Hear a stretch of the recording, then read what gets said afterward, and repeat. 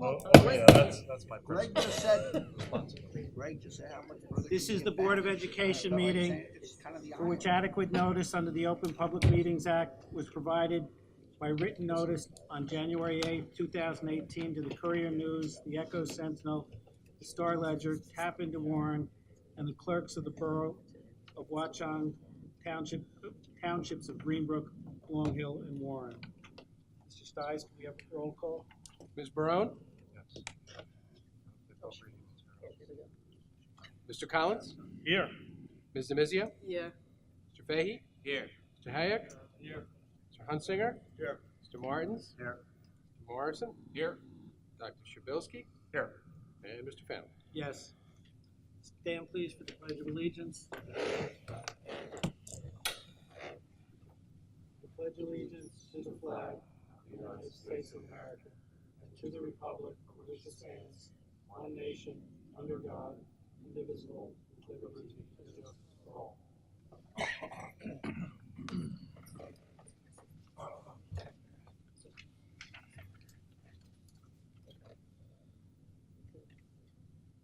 Okay, I'm going to request a motion in accordance with the provisions of the New Jersey Open Public Meetings Act. Be it hereby resolved that the board move into executive session to discuss confidential personnel, student, and legal matters, after which action will be taken. It is expected that the matters discussed in executive session will be made public as soon as the need for confidentiality no longer exists. So moved. Second. Thank you. All in favor? Aye. We'll be back at 7:30 promptly to start the program.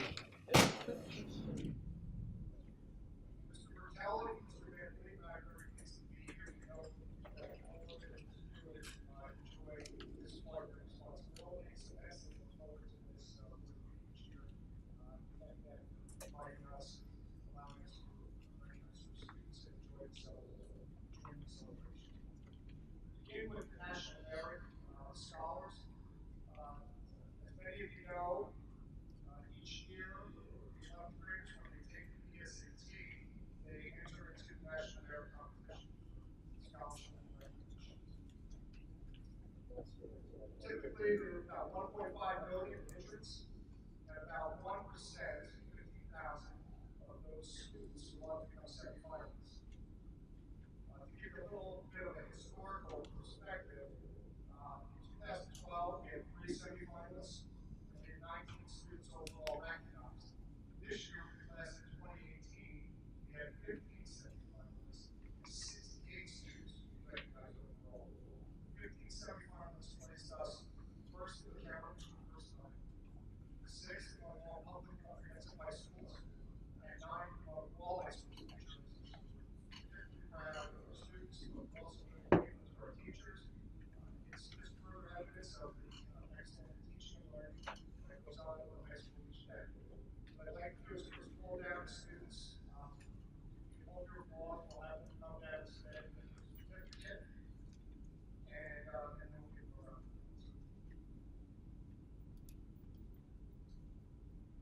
Kevin Wang, Calvin Lee, Rachel Blue, Kevin Larson, Carl Peterson, Mike Palmer, Lindsay Shee, Jeffrey Stickler, Kevin Tan, Greg Virgilio, Olivia Mixu, Helen Yang, Linda Yee, Larry Zhang, and Sherman Sue. Good job, trainees.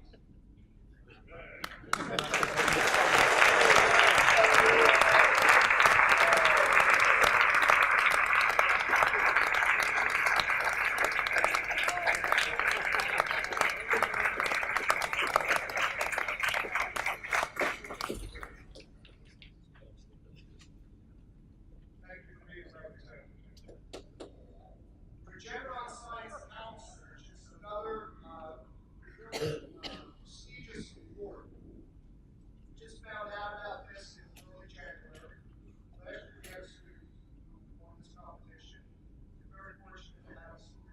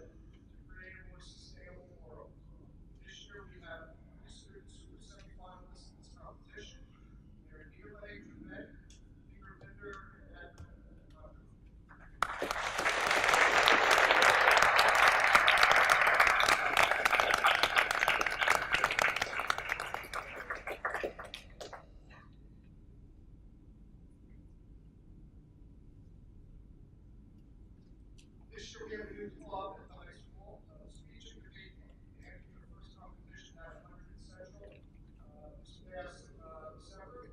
And we had Luba Iracam take second place in Congress, and Eva Iracam take fourth place in extemporaneous speakers. We also pleased to recognize them as the basic founders of this club. We're very excited about the future.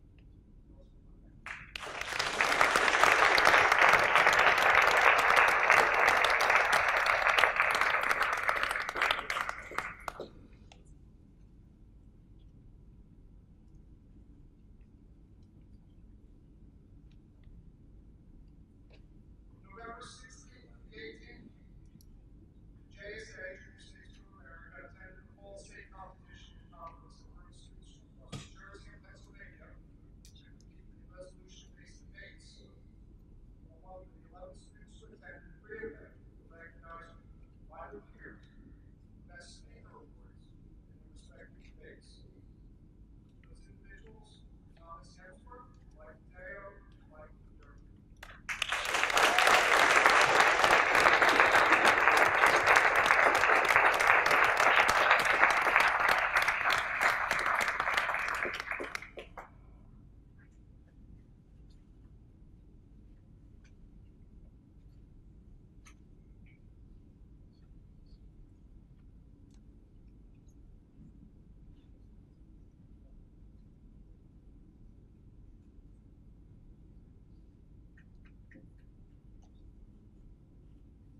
Next is the Jacobson Institute for Entrepreneurship Innovator Competition.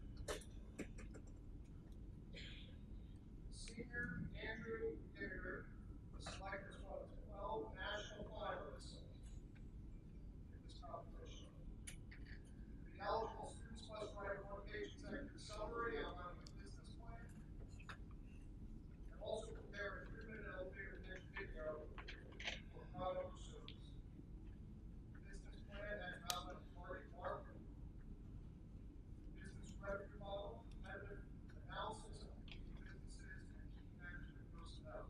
Andrew's idea for his audio umbrella, business from self-Bluetooth, enabled umbrellas with speakers and a built-in bubble, earned him a spot in the top 12 of the entire company. Congratulations, Andrew.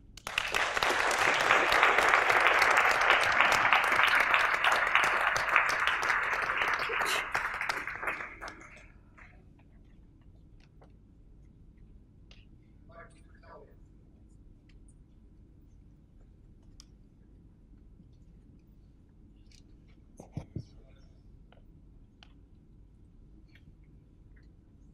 The FBLA Regional Leadership Competition. This year, the FBLA Regional Competition recognizes and rewards excellence in a broad range of business and career-related areas. Top 8 winners in each region are eligible to compete at the State Leadership Conference in March. There are several students who placed in the top 8.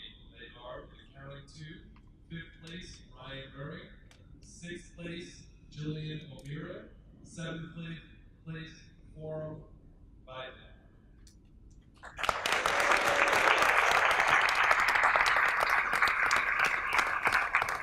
In economics, 8th place, Ashel Jabari.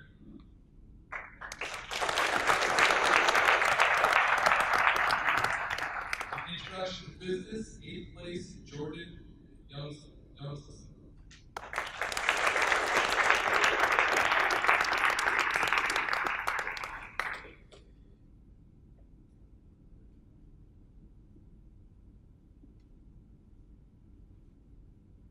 Introduction to financial math, 2nd place, Andrew Kwanzaa.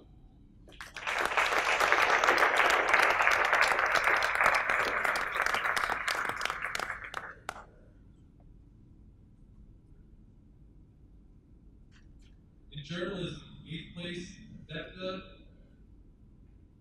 Ragavan.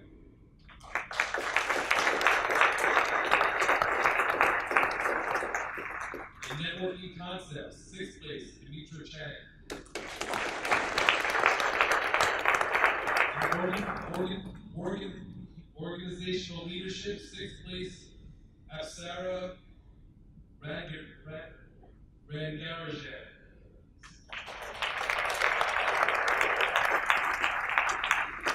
Securities and Investments, third place, Carson Brooks. In fifth place, Lauren Olin. Database Design and Application, second place, Anisha Jackson.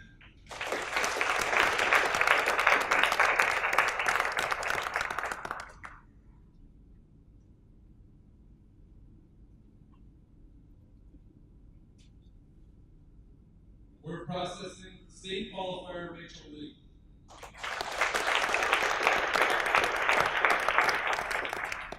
For the team events, in marketing, first place, Vamsi Deshu, Kevin Tan, and Peter Wu.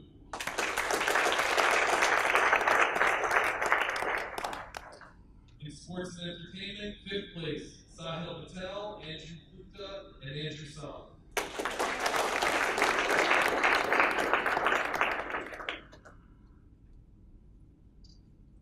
Next, the CJMEA Region 2 Choir. The Central Jersey Region 2 Choir features the top singers throughout all of Central New Jersey. 6 Watch on Hills choir students have been selected. For mixed chorus, Van Algor and Angelina Corano.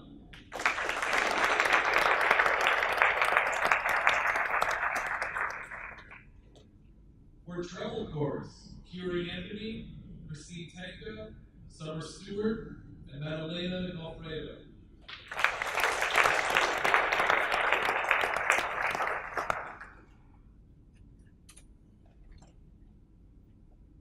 Next, CJMEA Region 2 Symphonic Band, Orchestra, and Wind Ensemble. CJMEA regional auditions are held every December for students actively participating in a accredited ensemble class in high school. Students that make the CJMEA regional ensemble are eligible to audition for the all-state ensembles in January. The following students were accepted. For Region 2 Symphonic Band, on flute, Lindsay Shee and Caitlin Lab.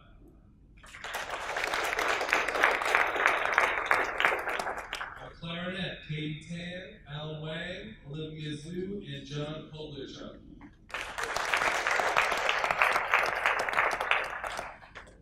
On trumpet, Matthew Schaefer and Ryan Bronco.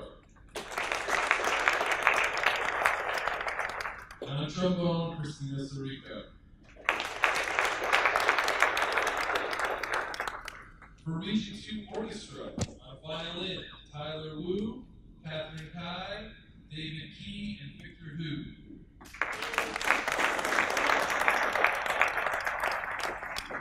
And on viola, Valerie Wang.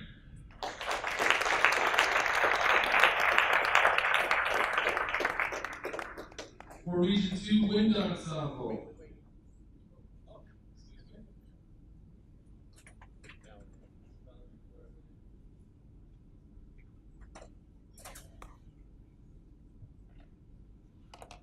Region 2 Wind Ensemble, on trumpet, Carl Peterson.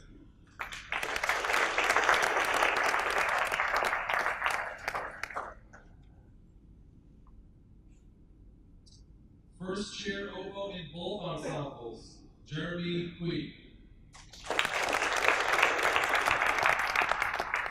First chair bass trombone in both ensembles, Jack Moran. First chair tuba in both ensembles, Ethan Marmalejos.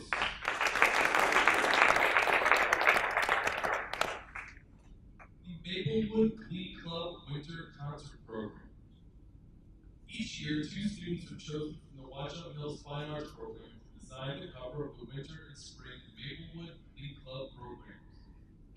Students volunteer their time to compete outside of class, which shows dedication to their craft and appreciation to their community. Ariana Rahimi was chosen to design the cover of the winter concert program.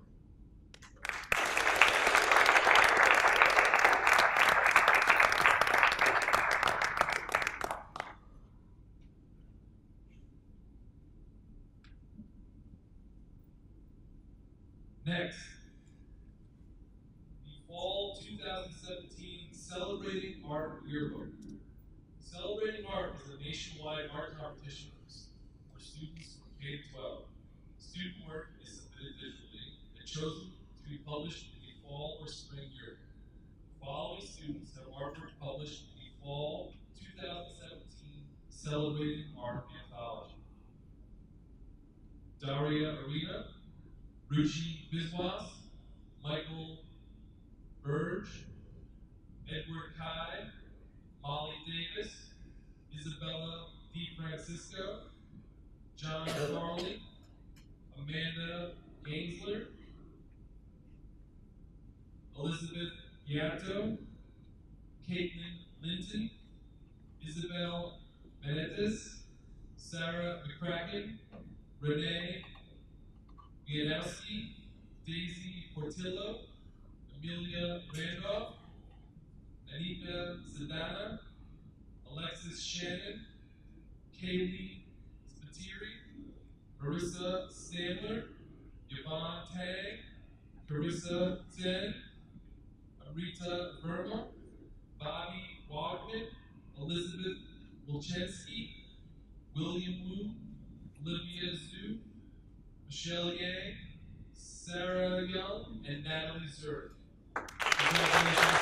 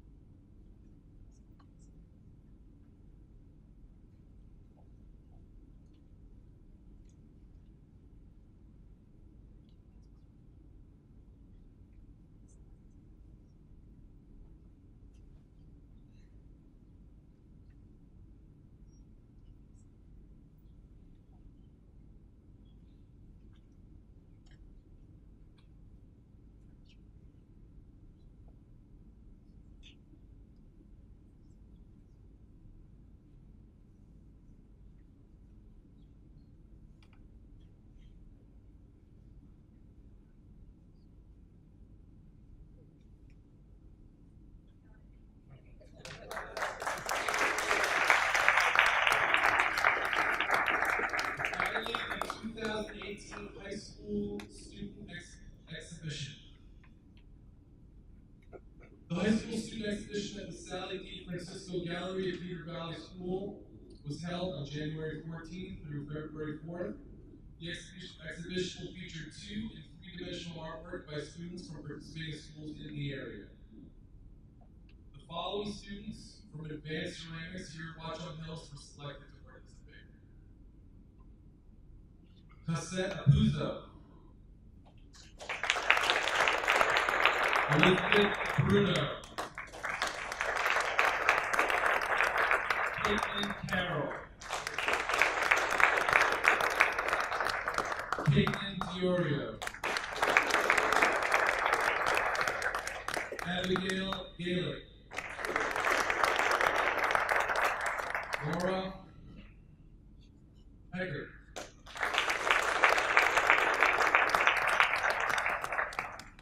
Stephanie Keller,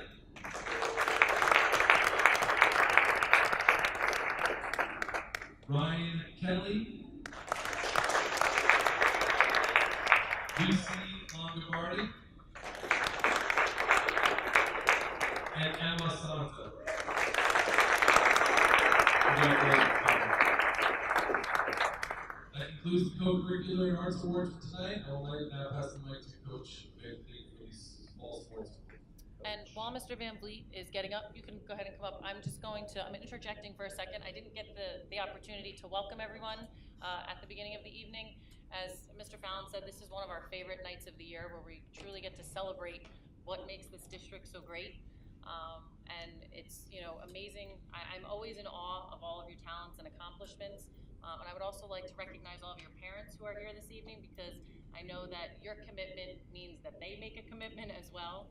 So we truly appreciate all of your support on the sidelines and in the audience at all of the shows. And I am going to ask Emma, our student representative on the board, while you are all here, to just read some of our highlights of our student happenings. And also, I'm sure many of you are aware that this past weekend, Saturday was quite a busy day at Washington Hills as our wrestling coach, Dan Smith, earned his 300th win in their wrestling match. And our senior, Dan Pillsbury, scored his 1,000th point on our boys basketball team. So pretty amazing accomplishment.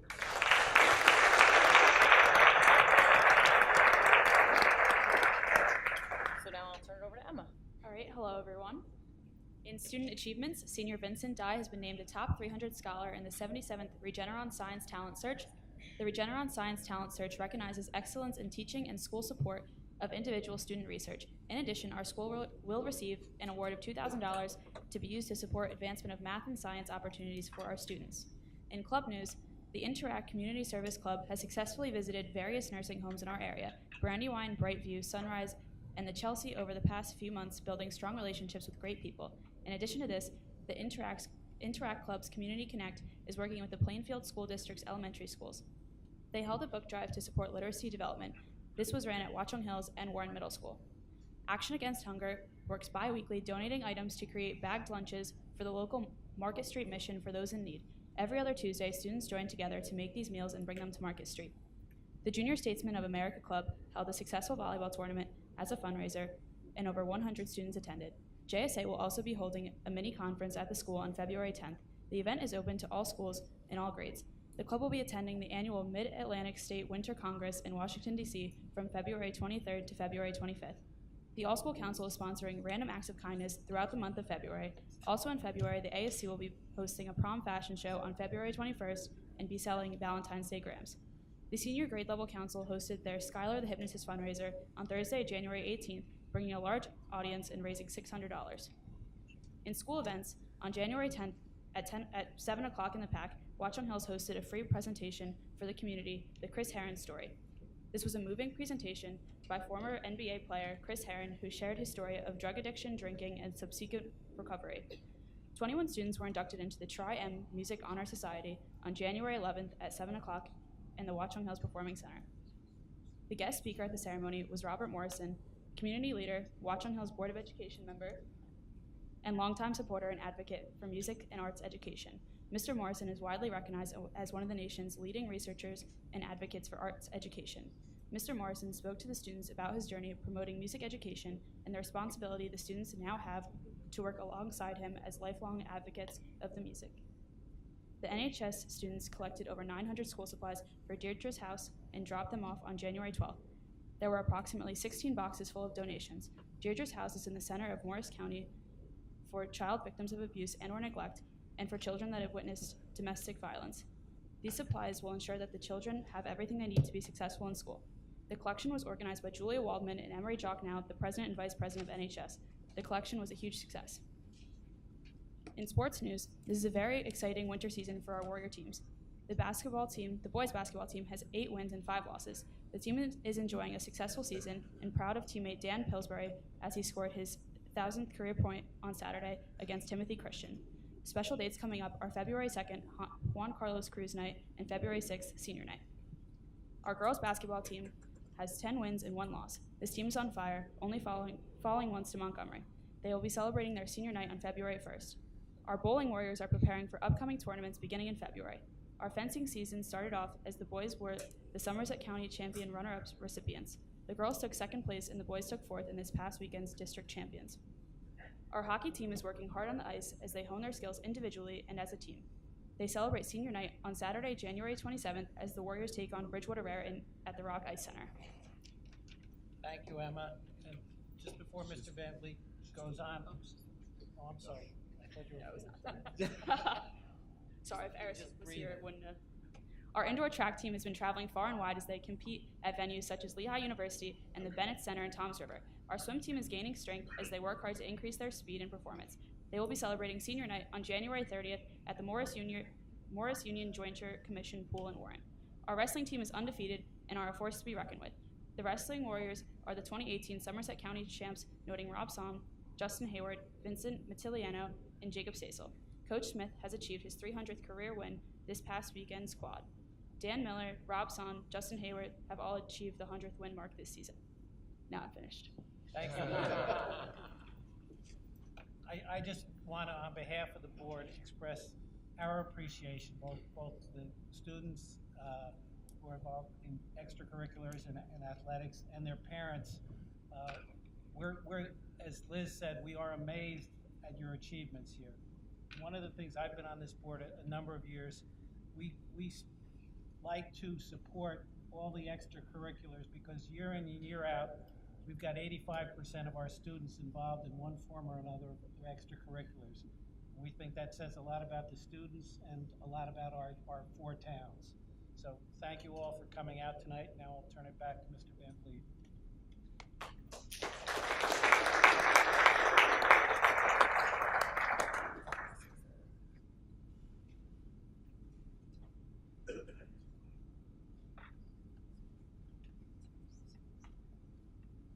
Good evening, everyone. On behalf of the athletic department, I'm proud to be here tonight to honor our recipients from all conference, all county, all area, and all state for the 2017 sports season. I would call our honorees up by sport. When your name is called, please come up and get your certificate and remain standing with your teammates until all names in your sport have been called. Tonight, we will also be honoring our Skyland Conference champion girls soccer team and our Somerset County tournament champion in Group 4, North Jersey Section 2, state champion girls men's team. And now for our full season individual and team honors, beginning with cross country. Cross country, all conference second team, Emma Bain.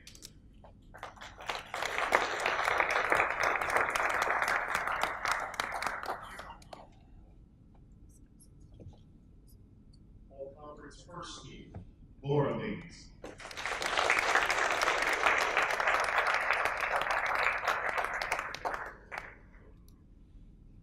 And all conference first team, Sarah McCracken.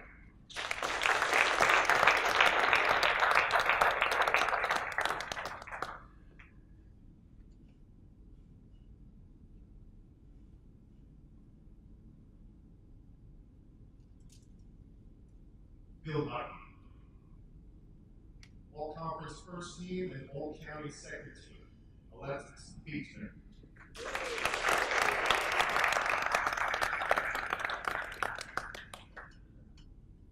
All conference honorable mention, Katie Carroll.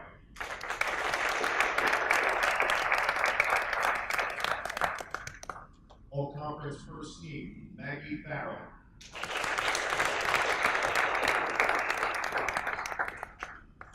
All conference second team, Melissa Hertzberg. And all conference second team, Sarah Wilson.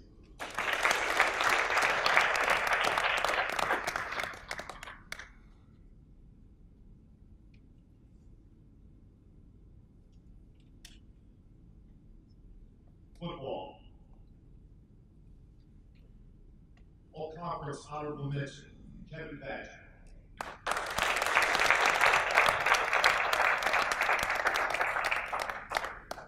All conference honorable mention, Clem Paparo.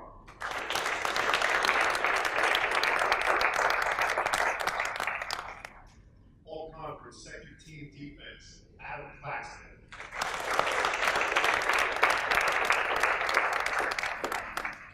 All conference second team defense, Tyler James.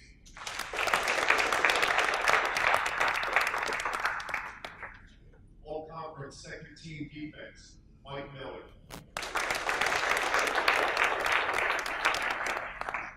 All conference honorable mention, Devin Moffett.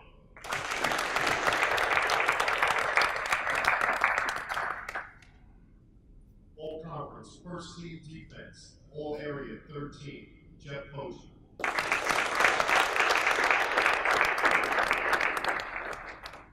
All conference first team offense, all area second team, Ryan Luccio.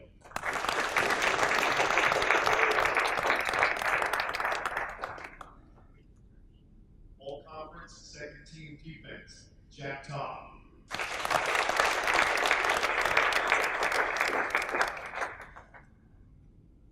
All conference first team defense, all area second team, John Todd.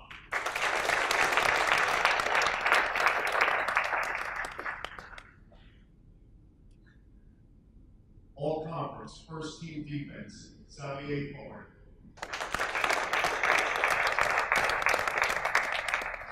And all conference first team offense, Cross Zampet.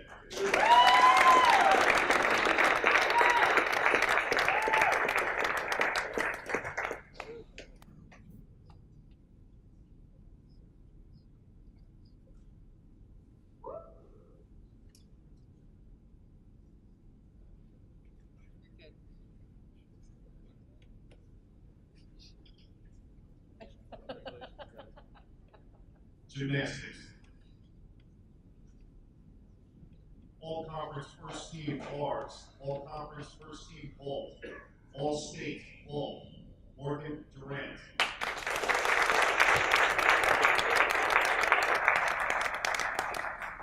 All conference first team bars, all conference first team floor, all area second team, and all state floor, Alexis Teagan.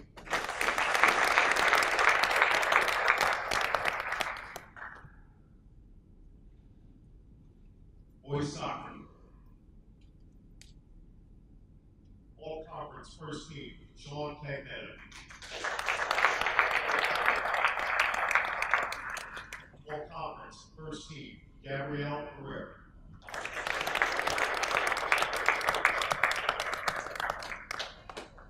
All conference second team, Mark Ignacio.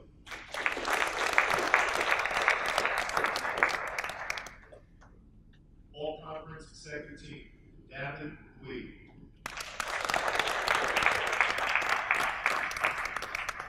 All conference first team and all area third team, Ryan Santos. All conference second team, Liam Scanlon.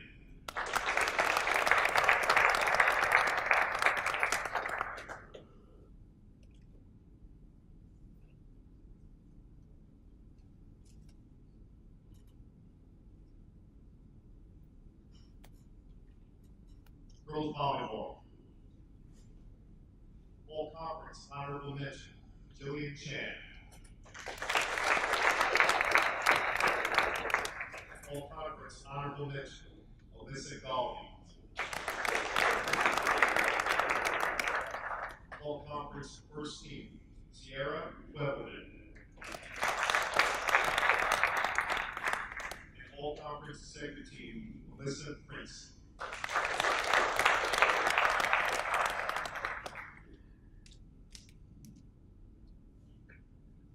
Girls soccer. All conference second team, Gianna Albano.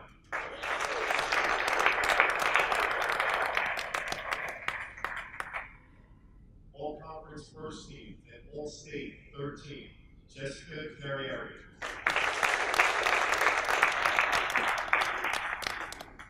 All conference first team, all area third team, and all state third team, Kaylee Gabo.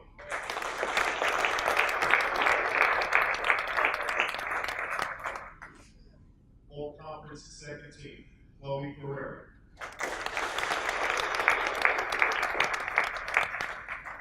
All conference first team and all area third team, Kelly Fitzgerald.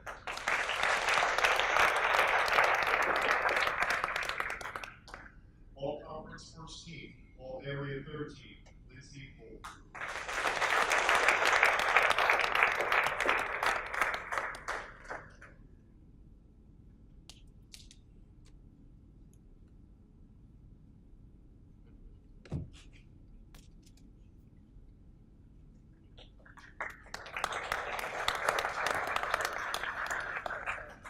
You guys are gonna be coming right back up. Our 2017 Skyway Conference champion girls soccer team.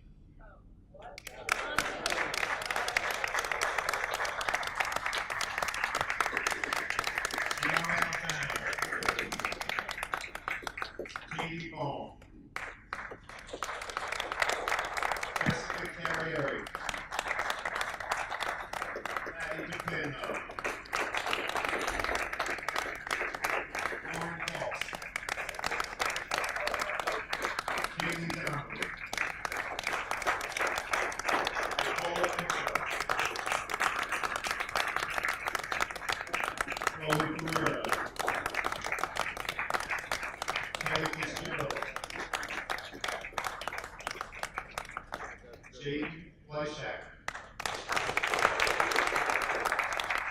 Gilmore.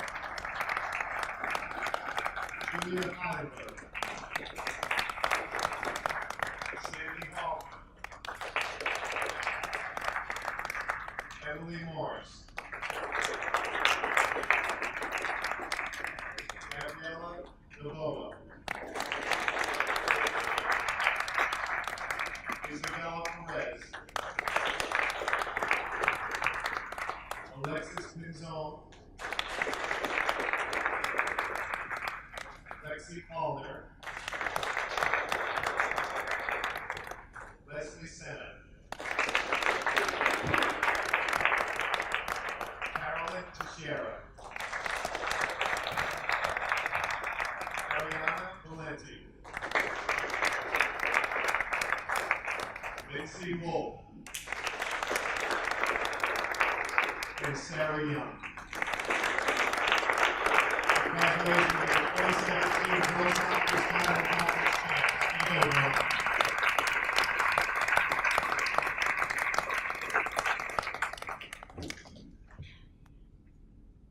And Leslie Grossman. All conference second team, second singles. And all state group 4, third team singles. Brenda Payne.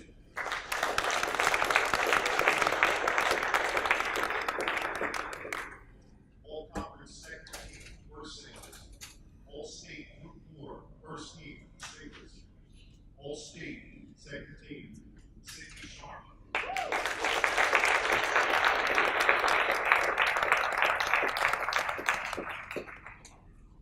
All conference second team, first doubles, and all state group 4, first team doubles, Sophie Weaver.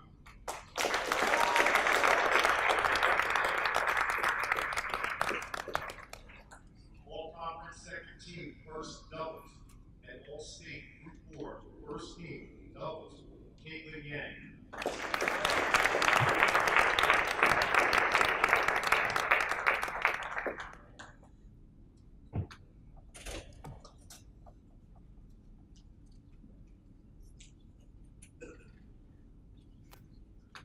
And lastly, our 2017 Somerset County Tournament champion and Group 4 North Jersey Section 2 state champions, girls tennis team.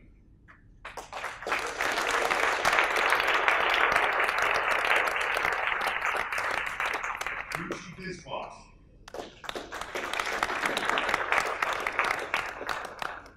Tristan Chow.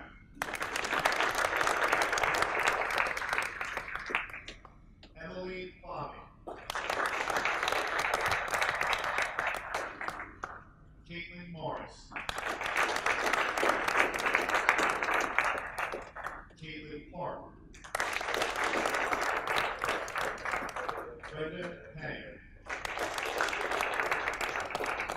Sydney Sharp. Alyssa Joy Van Hout. Sophie Weaver. Caitlin Yang. And Linda Yang. 2017 Somerset County Tournament champions and North Jersey Group 4 Section 2 state champions girls basketball.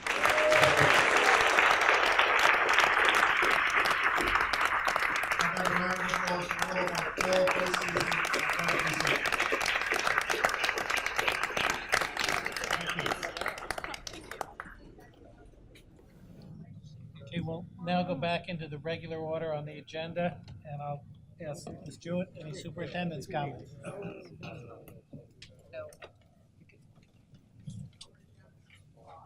Sorry, we're having an important conversation about the temperature. He asked me if we wanted it warmer. I don't think so. Okay. Cooler there, Mike. It's all right, we can enjoy the cool. Yeah, thank you.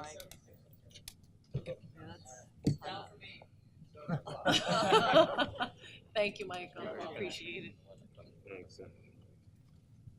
Okay, I'm sorry, are we back to my superintendent's comment? I shared most of what I had to say earlier is obviously we celebrated all the student accomplishments. The only other thing I wanted to add, I did just want to add to Emma's report about the Chris Herron event last week.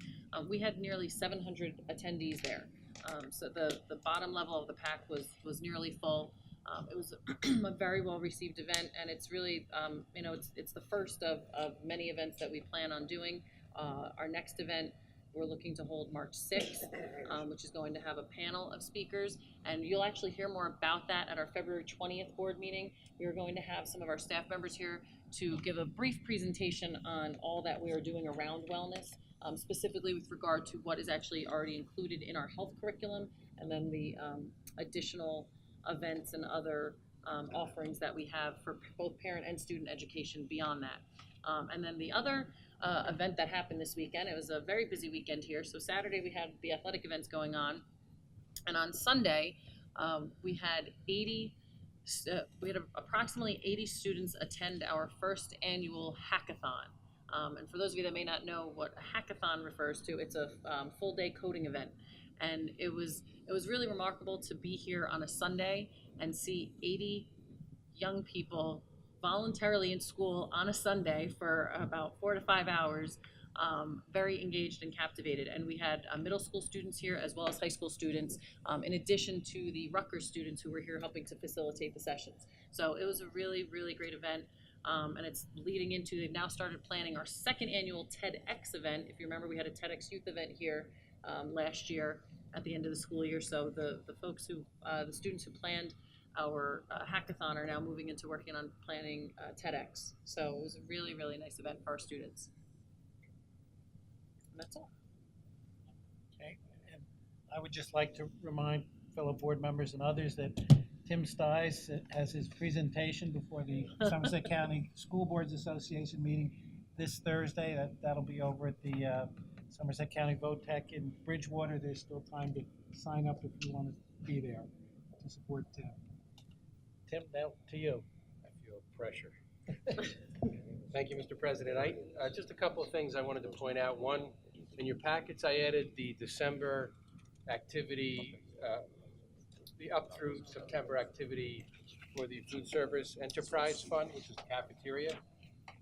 Usually I don't make a big deal of it, but just of note, our gross revenue is up about 13% through the first 4 months of the year. Mr. Stice, can I ask you a question about that? Do you think that is attributable to the redesign of our cafeteria? You know something? I think it is, but I don't know for sure. I'm just looking at the number of students in all of the areas, and it does seem high, but certainly in the South Cap, the numbers, just looking at the kids going in, it is a lot different than it was. That, to me, is what I think. Well, I maybe just explain, because But the numbers are, it again, allows more students to, there's a 40-minute period in which they have to eat lunch, and the redesign allows students to get their lunch more quickly, so they're more likely to purchase a lunch and eat that lunch. well, it's twofold. That's more appealing. Your students will tell you. Number one, it's that. Number two, it looks better. If when you walk in the room, as opposed to last year, you had this old-looking, beat-up kitchen, and it was small. And now it's nicely displayed. The food is a nice new food cabinet, so it looks a lot better. So I think it draws the students in. I just think it does. But If I could just comment on that, it's a lot for you. And Emma can attest to this too.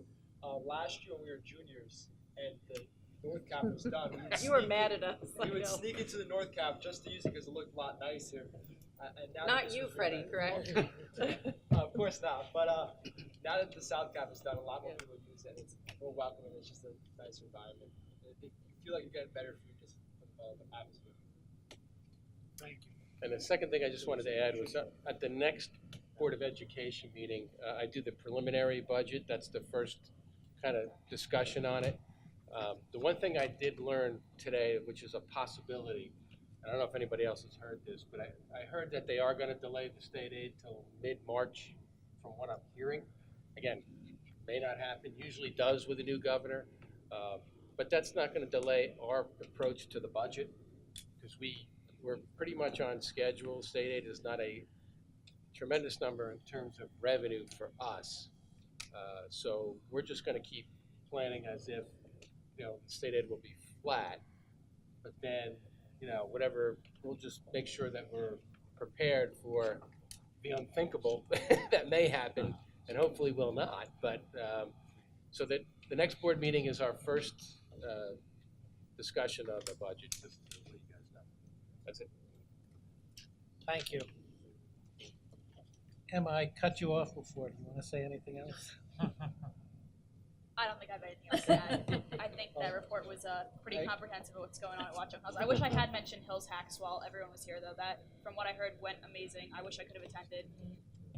Good to hear. Thank you, Emma. I'm now going to open the floor for the first opportunity for public comment. This session is limited to agenda items for this meeting only. There'll be a second opportunity for public comment later in the meeting. All comments are limited to 5 minutes. Because of our setup, I'll probably ask you to go over to the side if you want to address the board. Seeing no one volunteering for public comment, we will close public comment. Move on to board discussion. I will turn it over to Liz. We need to talk about the calendar, given that we've already gone through 3 of our snow days. So I did send all of you an email. For the benefit of the public that's here, I will just review what I had sent to everyone. So we have 4 snow days allotted for the school year, and we have already exhausted 3 of them, and it's only January 23rd. And as we know, February and March can also bring significant snowstorms. So I've been agonizing over what kind of recommendation to make regarding this. I did speak with administrators. I actually did touch base while I was here over the weekend with some staff members just to get their feedback to kind of make sure that I was considering all of the different issues that could arise. But I do feel that given our past winters and what is forecast for the remainder of the winter, that erring on the conservative side is the appropriate thing to do. Because should we use our 4th snow day and then possibly a 5th snow day, we would have to take a day from spring break. And that gets very problematic because a number of staff members and students have vacations planned over spring break. And less students and staff plan on taking trips that require a plane flight that is not able to be rescheduled over the long President's Weekend. So what I am proposing is that we take the Friday of President's Weekend, which is Friday, February 16th, that we amend the calendar tonight to take that back and make it a full day of school, with the understanding that if we don't need to use that day, we would give it back on the Memorial Day weekend. Generally, we do keep a day in the bank just for emergency purposes. However, since we didn't originally have this day in the bank, I don't feel right keeping it if we take it now, since we haven't exhausted all of our days. So I would like to be able to give it back if we haven't used it, through the course of the winter, or by our May board meeting, prior to Memorial Weekend. So that's what I'm putting out there. Again, there's certainly, I know, concerns with the decision, and we have discussed with the board attorney just some of the different implications in terms of addressing staff needs on that day off. And we would let the staff know first thing tomorrow what the decision is that's made tonight, and we'd work with them to try and accommodate their needs and their plans where we are able to. Does anyone have comments on that? Greg? So do we have a protocol written or otherwise of some sort as to how to handle those days? Because I remember on the K-8 board, we essentially, right from the beginning, said first day to disappear is this day, second day to disappear is this day, so on and so forth, so people can plan. Mm-hmm. And if we have that, do we also have some sort of protocol that says if we use X number of days by a certain date, expect that to start to happen? Because if we do, then this kind of decision-making doesn't have to happen. It's automated, people are aware of it and can plan at their own risk. So that's the caveat with this, and that's why I struggled with this decision, because what we have on the calendar is that should we exhaust all of our snow days by January 18th, which was last Thursday, I believe, then we will take back the Friday before President's Weekend. Now, we haven't done that. We've only used 3 of them. We've used 3 of them by that point, not 4. So that's where it doesn't quite fall with what the calendar said, which is, you know, why there's a little nuance to this.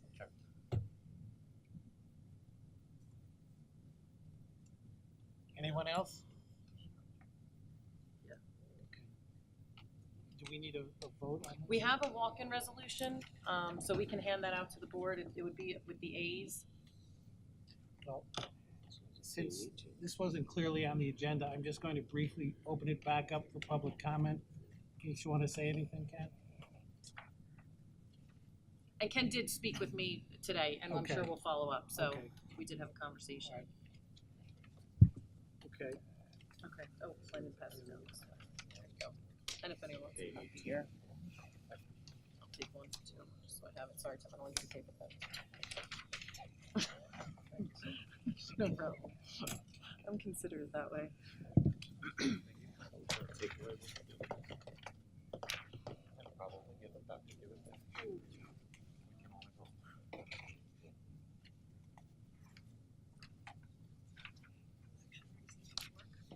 Just as a side note on this, we won't have the same issue next year regarding the Take Back Day, because the calendar you're approving tonight, I took the extra day from President's Weekend and added it to Memorial Weekend, so that way, that's later, so it's easier for us to take that back before having to cut into spring break. We don't have to make the decision as early, so it buys us some time.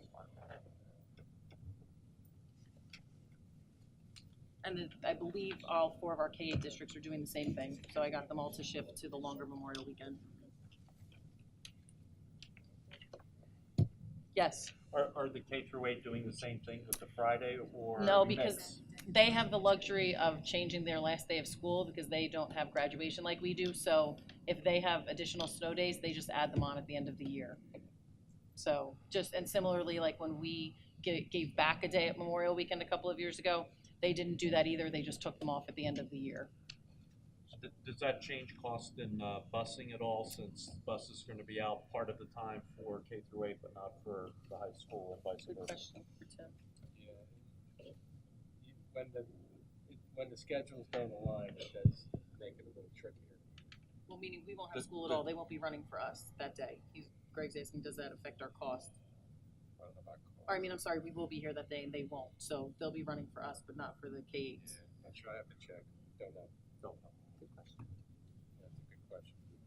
K-8's not running. Are we running this? That's a good question.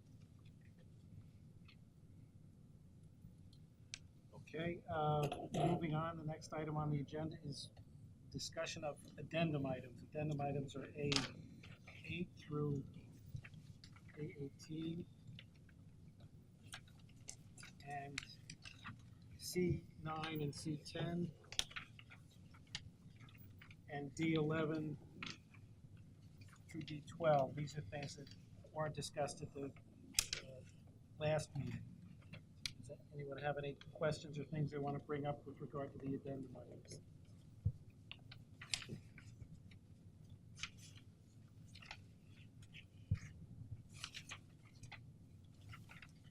If not, we can move on to action items. Mr. President, I would like to move items A1 through A11 and A18. Second. Thank you. Any discussion on those? Seeing no discussion, can we have a roll call vote, Mr. Stiles? Mr. Bizio? Yes. Mr. Fahey? Yes. He's down there. He said yes. Sorry. You know what? I couldn't say. Chris was here. I'm sorry. It's hard to see everybody on this one. Okay. Mr. Hayek? Yes. Mr. Hunsinger? Yes. Mr. Martins? Yes. Mr. Morrison? Yes. Dr. Shabilsky? Yes. And Mr. Fowler? Yes. Okay, motion's carried. Mr. President, I'd like to move items A12 through A17. Second. Any discussion on items A12 through A17? Hearing none, can we have a vote, Mr. Stiles? Ms. Bizio? Yes. Mr. Fahey? Yes. Mr. Hayek? Yes. Mr. Mr. Hunsinger? Yes. Morrison? Yes. Dr. Shabilsky? Yes. And Mr. Fallon? Yes. Motion's carried. Mr. President, I'd like to move items C1 through C10. Second. Any discussion? I would just like to compliment our HR department on having come up with two promising candidates in a very short amount of time for the food sciences program and for the German and ESL program. Thank you. No other discussion? We can have a vote, Mr. Stiles? Mr. Mizio? Yes. Mr. Fahey? Yes. Mr. Hayek? Yes.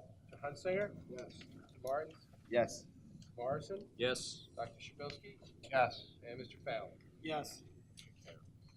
Mr. President, I'd like to move items D1 through D12. Second. Any discussion on items D1 through D12?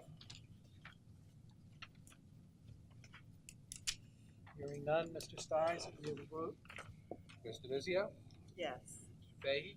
Yes. Mr. Hayek? Yes. Mr. Hunsinger? Yes. Mr. Martin? Yes. Mr. Morrison? Yes. Dr. Shabilsky? Yes. And Mr. Fallon? Yes. Motion's carried. We're now at the second opportunity for public comment, if anyone would like to address the board. Thank you, Mr.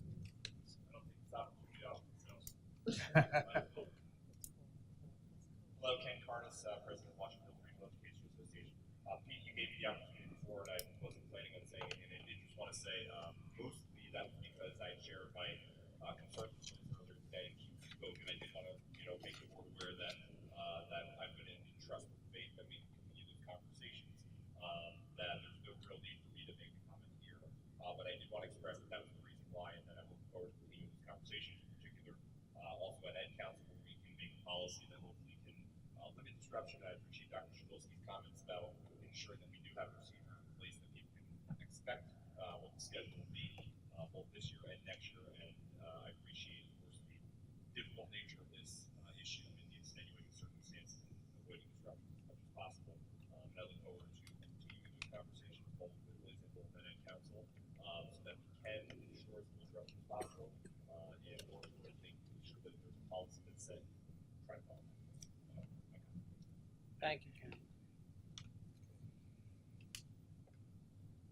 Anybody have any other business? No, you go first. Just one item that was brought to my attention, given all the student recognitions for the fall programs this week. This weekend, the New Jersey Music Educators held their all-state auditions, and on the instrumental side, we had 8 students that actually made all-state, and I believe that's far and away the highest number of all-state musicians that we've ever placed into all-state. On top of that, Ethan Marmalejos, who is a senior, was seated first seat in all-state, and this is his 4th year in a row in all-state. And I would venture to say that Ethan is probably going to go down as one of the most honored and decorated musicians that Watchung Hills has ever turned out. And I know that we'll be paying tribute to those in the spring when we recognize those folks, but I did want to point out to the board just the exceptional achievement of this group of musicians, and particularly the exceptional, outstanding work of Mr. Marmalejos. Thank you. Yes, Greg, I'm sorry. So I've got a 2-part commentary that I'm hoping will end up being referred to one of our committees to deal with, and I beg your indulgence for just brief moments since we got done earlier than I expected. Mr. Morrison, can you hold that for a second? I can. You feel how heavy that is? That's heavy. Pass that down. So as we're passing this down, I appreciate the letter that we had about Wellness Day, and it brought to my mind the 2 issues of backpacks and Chromebooks. So as you're passing this down, the weight of that bag is about 23.5 to 24 pounds. So kids are carrying books of about 20 pounds and the Chromebook on top of that for the ninth graders that we supported that for. So I travel a lot with that bag, and I'll go even for a 3 or 4 day weekend with that bag, and it's nearly not as heavy as that is. So I thought when we were bringing the Chromebooks on board that part of the thought process would be to simplify, make easier for them in use of them. So that's my segue into the Chromebooks and trying to get some more information about how we're managing them. So one, do we have a tech supervisor that is an educator as opposed to IT? And if the answer is no, then who's in charge of integrating the Chromebooks into the educational program? If the answer is yes, then how is it being integrated and who is teaching the teachers or training the teachers in the use of it? Because it's my understanding from feedback that the Chromebooks that the ninth graders have, that they are supposedly obligated to bring to school every day and bring to every class, are rarely used, perhaps 0 to 2 classes per day. So we've got a somewhat expensive piece of equipment that we had an intent of integrating into the educational program that perhaps it is not. And even when it is being used, there are some problems with it that I've raised previously, but I don't think that they have been addressed. So one is the ad blocker that we used. I was recently informed that the K-8 changed the system to a different ad blocker because when students were trying to access different sites or teachers were trying to access sites, they were precluded from doing so. And so it really makes that piece of technology not as effective if you can't access what is being needed. And there are other things that make things more efficient, like One Tab, which was not available. So whatever committee, Mr. President, you think would best address that set of issues. I'm not looking for answers today, but trying to create a framework of discussion so we can get some feedback about that. Yeah, and talking with the superintendent, I think Ed committee is the logical one to start looking into that. Let me also mention, are you done? Yeah, I'm done. Okay, because I also had a conversation with Mr. Hayek last week, and he brought up to me some information he had gotten about resources that might be available at RVCC, and sort of seeing if we can build more on the program we have with Kane with the Holocaust studies, where the kids have the opportunity to get college credits, and courses are, integrated with area colleges. And from some of the information he got, there may be some opportunities there with RVCC. Is that correct? Yes, yeah. So I thought it's still preliminary, and I'm talking to one person who's on the former Higher Education Council, Dr. Welbrock, who's appointed by the governor. And there's a lot of opportunities that I feel that our school might not be utilizing at RVCC, whether it be for dual enrollment classes like they have for the Holocaust and Genocide honors, or whether it be for having students transition to college via RVCC. If students in the top 15% of their class, they can go to RVCC completely free and carry on going to Rutgers for another lower price, if not free. And I think this is a great opportunity, but not really publicized. It's RVCC Honors College that I'm considering going to, seriously considering going to. And there's just so much money and opportunities, especially considering how expensive college is, and it's a big concern for a lot of families. I think this could be something the Education Council could look at to see what the board and what the school could be doing to further communications with RVCC and to benefit students in the end.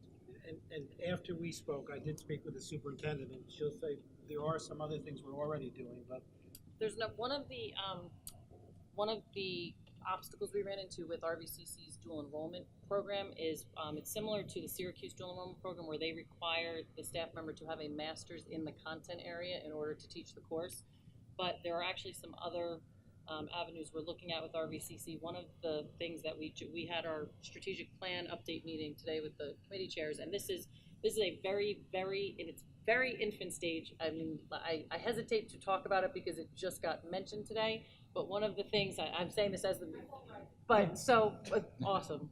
But one of the things which, once we do develop it more, I will certainly talk to you about it, but one of the things that we talked about today was talking to RVCC about bringing a program here so that students could actually graduate from high school with an associate's degree, where they're, I'm sorry, not bringing it, but having a transitionary program where They may, only attend here for part of their day, starting sophomore year or junior year, and by the time they graduate as seniors, they actually have their associate's degree. So that was, so that was one of the things we talked about today. So literally, it came out at a meeting, so I really appreciate you not putting that in the paper, but that's something that we're actually starting to look at. It's something I wanted to bring up, but I was kind of waiting on it because I'm starting a discussion with the president of RVCC and it's the director of the honors program there. So I think it's something the school should really be looking into. It can really help the entirety of the school, especially the students right in the middle of the average where I reside in as well. If you're a top student in our school, you're going to be just fine. There's a lot of focus on that, but the majority of our students are right in the middle. And instead of taking out tons of loans for college, RVCC I think is a great opportunity for students to utilize. One of the other one of the less attractive features of some of the other dual enrollment programs is some of them have fine print where the credits are only good if you go to that college that you took the course through here. Yes. So that makes it much less appealing for the students to actually take the dual enrollment credit. But we do have a number of them. Our Project Lead the Way course is actually affiliated with Rowan, and we are in the process of some of the students will be likely getting AP.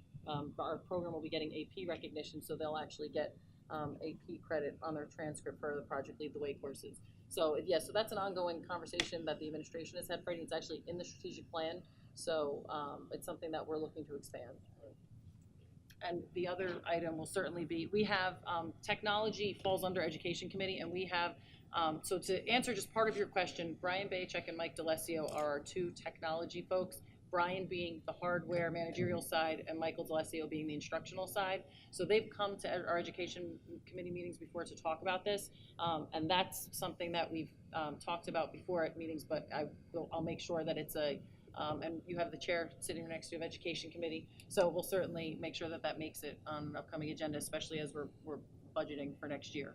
Thanks. So those are, everything you brought up are very valid concerns that we've administratively been talking about as we've gotten feedback from the students on their use of the Chromebooks.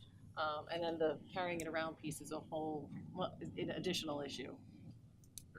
And just one other thing for Ed Committee to think about, as these ninth graders move on to subsequent grades, you're going to probably be getting more mixture of multiple grade levels. So you've got some folks with and some folks without, and how do you manage that situation? This is Greg. I'm looking at you prepared an outline of your comments. That might be helpful. I'd be happy to. A number by, okay, thank you. You're welcome. Thank you. Anything else for other business? I will entertain a motion. So moved. Second. To adjourn. Thank you.